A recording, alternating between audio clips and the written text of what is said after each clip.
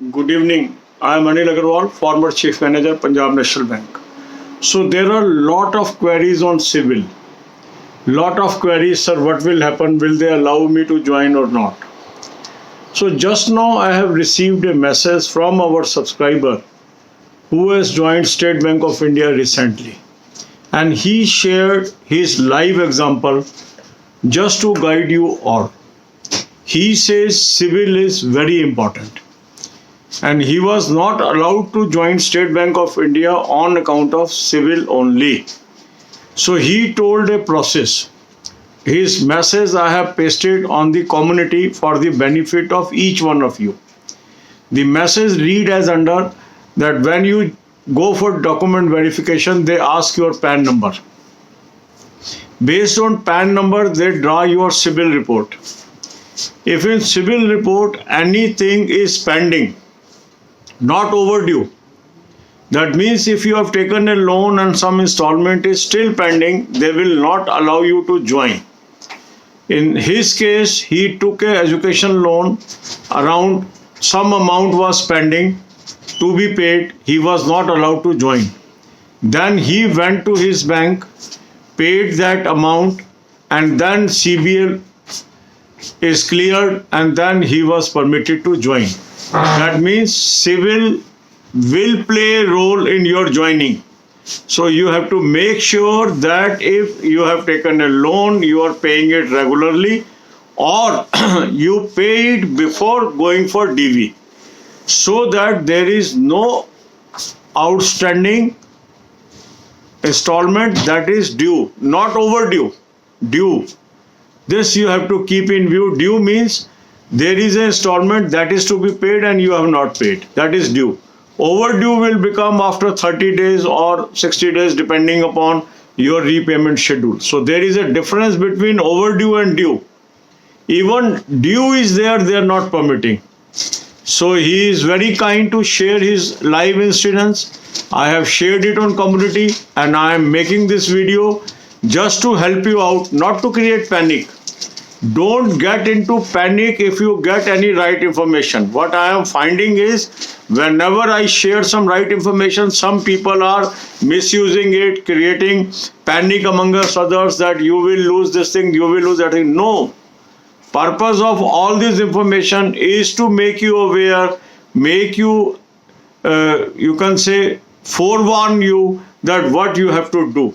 That means if there are some dues, you must have some arrangement, you must have some temporary arrangement to pay, and then you can pay that person afterwards when you are going for job. So if there are dues, does not mean you will not get the job. Only thing that you have to do is you have to settle the dues. Okay?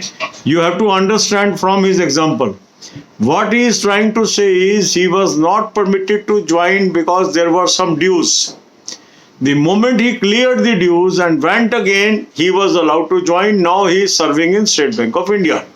So some people are creating panic that your job will go away if there are dues.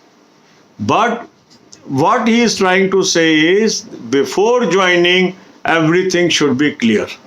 I think this clarification gives lot of comfort to many candidates. Those may be having default, but they want to settle. They were in panic. What will happen to their job? Whether they will be able to join State Bank of India or not. They will be able to join State Bank of India provided there are no dues at the time of DV. This is very, very clear now, and I think this video will settle or satisfy all your queries on CIBIL. अब यही बातें हम हिंदी में करेंगे. CIBIL को लेके काफी लोगों में चर्चा है, परेशान भी हैं, चाहे वो स्टेट बैंक जूनियर एसोसिएट हो, चाहे वो SBI PO हो. अब इसमें मदद करने के लिए हमारे एक कैंडिडेट जो सब्सक्राइबर जो स्टेट बैंक में सेलेक्ट हुए थे और उन्होंने इस इंसिडेंट्स को भुगता, उन्होंने आज एक मुझे मैसेज भेजा. वो व्हाट्सएप मैसेज मैंने कम्युनिटी पे आपके सुविधा के लिए लगा दिया है, उसको आप पढ़ सकते हैं. इस कैंडिडेट ने हमें ये बताया कि इन्होंने एजुकेशन लोन लिया हुआ था पंजाब नेशनल बैंक से, और उस समय जब वो DV कराने गए तो कुछ इंस्टॉलमेंट ड्यू थी, ओवर ड्यू नहीं, ड्यू. अब क्योंकि वो इंस्टॉलमेंट ड्यू थी, तो बैंक ने उनसे पूछा कि आप अपना पैन नंबर बताइए। इन्होंने अपना पैन नंबर बताया, बैंक ने सिविल रिपोर्ट निकाली। जब सिविल रिपोर्ट निकालते हैं तो उसमें जो ड्यू अमाउंट होता है वो भी नज़र आता है, ओवर ड्यू भी नज़र आता है, डिफ़ॉल्ट भी नज़र आता है। तो ड्यू उनको नज़र आया। जब ड्यू उनको नज़र आया तो उन्होंने कहा हम आपको ज्वाइन नहीं कराएंगे, आप पहले इस ड्यू अमाउंट को सेटल करिए। तो इनको ज्वाइन नहीं करने दिया गया। फिर इन्होंने उस पैसे को पे किया पंजाब नेशनल बैंक को। जब वो पैसा जैसे ही पे होता है तो वो इमीडिएटली आपका अपडेट हो जाता है सिस्टम। तो सिस्टम में सिविल में उनके अपडेट हो गया। तो जब बैंक ने दोबारा सिविल रिपोर्ट निकाली, उसमें देखा आप कोई ड्यू नहीं है, तो इनको ज्वाइन करा लिया। तो इससे आपको क्या क्लियर हुआ? कई तरह की भ्रांतियां हैं सिविल के बारे में।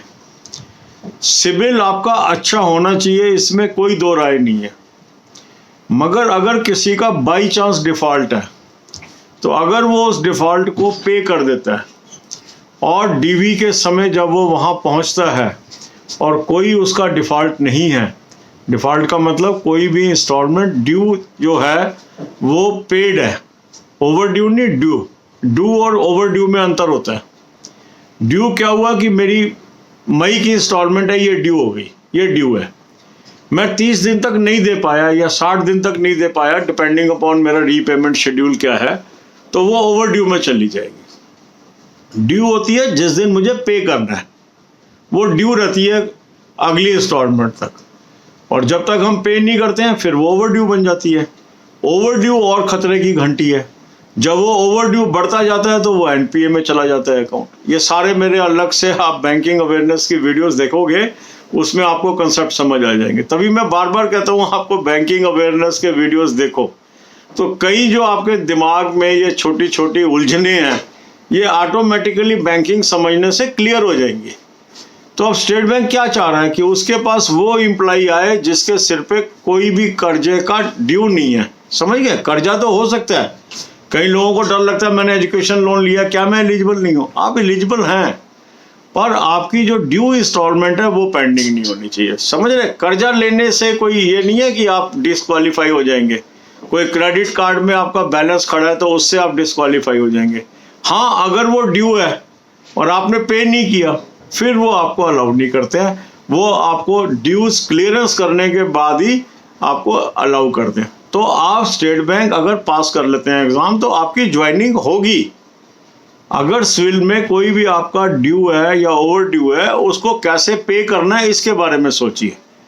तो उसमें क्या कर सकते हैं, अगर नौकरी लग जाती है तो कहीं से टेम्परेरी पैसे पकड़ के आप पे कर दीजिए उस बैंक के, आपका ड्यू ख़त्म हो जाएगा, और जब तनख्वाह आएगी जिससे आपने पैसे पकड़े हैं उसको वापस कर देना। तो बहुत ज़्यादा टेंशन मत लगाओ इसके बारे में, पढ़ाई पर ध्यान दो। मैंने ये देखा कोई भी हम क्लैरिफिकेशन देते हैं ना, कई लोग इधर उधर उसको घुमा देते हैं और बच्चों के मन में बेमतलब चिंताएं पैदा कर देते हैं। इस चैनल का मकसद ये है आपको सही बातें बताना, ताकि कल को आप परेशान ना हो।